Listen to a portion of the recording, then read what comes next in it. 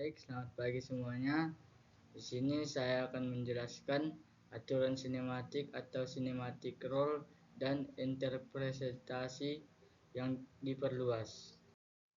Aturan sinematik adalah suatu aturan yang digunakan untuk menentukan arti suatu kalimat logika atau nilai kebenaran atau truth value dari suatu kalimat atau sentence. Berikut adalah aturan-aturan sinematik untuk kalimat logika. Pertama, negation rule atau aturan not. Jika P adalah Semarang, ibu kota Jawa Tengah, maka ingkari atau negasi dari pernyataan P tersebut adalah P, yaitu Semarang bukan ibu kota Jakarta. Maksudnya Semarang bukan ibu kota Jawa Tengah, atau tidak benar bahwa Semarang ibu kota Jawa Tengah. Jika P di atas bernilai benar atau true, maka ingkari P. P adalah bernilai salah atau false, dan begitu juga sebaliknya. Ini contohnya. Yang kedua, conjunction rule atau aturan and. Konjungsi adalah suatu pernyataan menjemuk yang menggunakan penghubung dan atau and dengan notasi atau. Contoh P. Fahmi makan nasi. Q. Fahmi minum kopi. Maka P atau Q, Fahmi makan nasi dan minum kopi. Pada konjungsi P dan Q akan bernilai benar jika P maupun Q bernilai benar.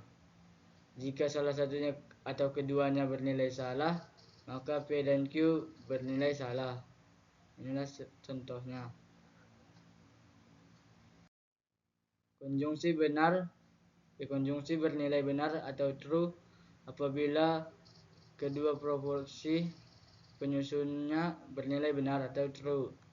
Apabila salah satu proposisi penyusunnya bernilai salah atau bahkan keduanya bernilai salah atau false, maka konjungsi bernilai salah atau false.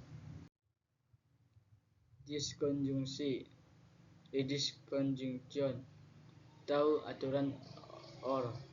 Diskonjungsi adalah pernyataan majemuk yang menggunakan penghubung atau or dengan notasi P.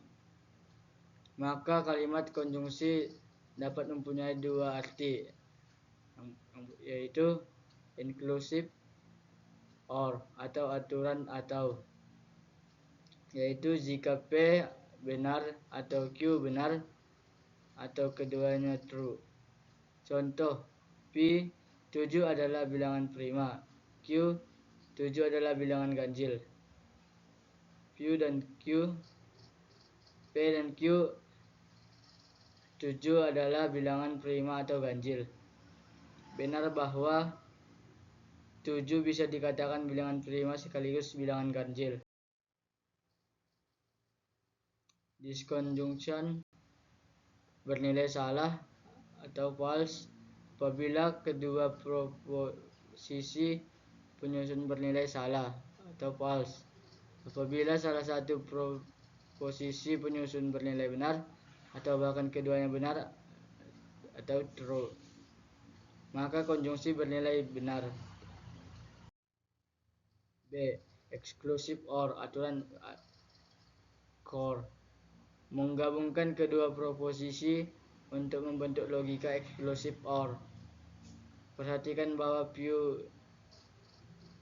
berarti P benar atau Q benar tapi tidak kedua-duanya benar.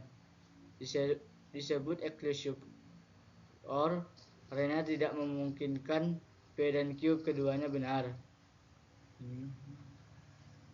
Contoh P.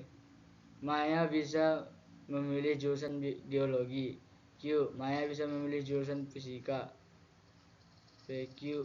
Maya bisa memilih jurusan geologi atau fisika.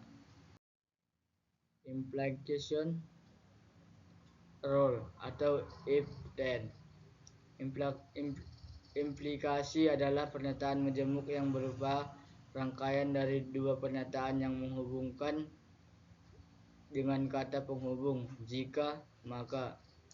Berikut ditampilkan tabel kebenaran implikasi. Contoh: P. Rita lulus ujian nasional. Q. Ayah akan membelikan mobil baru. Ini berikut kejadian yang mungkin terjadi pada kasus di atas. Nah, berikut beberapa kejadian yang mungkin terjadi. Yang kelima, equivalence rules, aturan if and only if.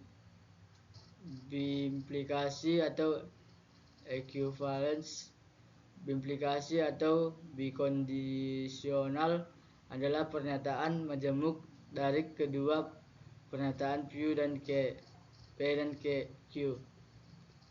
yang dinyatakan dengan notasi P sama dengan Q. Biimplikasi P dan Q dapat diartikan sebagai implikasi dua arah P dan Q dan P dan Q atau merupakan konjungsi, sehingga nilai kebenaran dari P dan Q dapat ditentukan berdasarkan nilai kebenaran. Ini contohnya.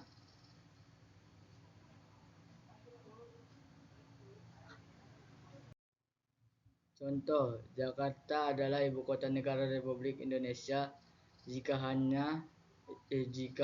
dan hanya jika Gunung Semeru berada di Pulau Jawa. Jawab. Misalnya, P. Jakarta adalah ibu kota negara Republik Indonesia sama dengan Gunung Semeru berada di Pulau Jawa. Pernyataan P dan Q keduanya bernilai benar, maka biimplikasi P dan Q bernilai benar. Conjunctional rule atau aturan if then else. Nilai kebenaran dari kondisional yaitu if P then Q else R adalah sama dengan nilai kebenaran dari Q jika P adalah true dan bernilai sama dengan R jika nilai P dan P adalah false. Dengan kata lain, P benar berlaku Q dan P salah, maka yang berlaku adalah R. Berikut contohnya. Contoh, P jika total jumlah pesanan melebihi 100. Q berikan diskon sebesar 10%. R berikan diskon sebesar 5%. Jika total jumlah pesanan melebihi 100, maka diskon sebesar 10, jika tidak diskon 5%. Interpretasi yang diperluas. Misal, I adalah suatu interpretasi yang mencakup domain D. Maka untuk sembarang variabel S dan elemen D pada domain D, interpretasi yang diperluas adalah interpretasi yang mencakup domain D, di mana variabel X diberikan nilai elemen domain D, yaitu setiap variabel Y selain X bernilai sama dengan elemen domain Y1, yaitu nilai berdasar interpretasi D. Jika Y tidak mempunyai nilai berdasarkan I, maka Y juga tidak mempunyai nilai berdasarkan. Yang kedua, setiap konstanta A, simbol fungsi F dan simbol predikat F diberikan nilai sesuai dengan nilai asli, yaitu A1, AI, FI, dan PI. Sifat interpretasi yang diperluas jika I adalah interpretasi untuk kalimat berbentuk for all x A atau for from x A, maka I adalah interpretasi yang berlaku untuk A juga. Contohnya seperti ini. I adalah interpretasi yang meliput bilangan integer dengan x1, y2, maka perluasan interpretasi terhadap I akan memberikan nilai x sama dengan 3, y sama dengan 2. Berikut juga seperti itu.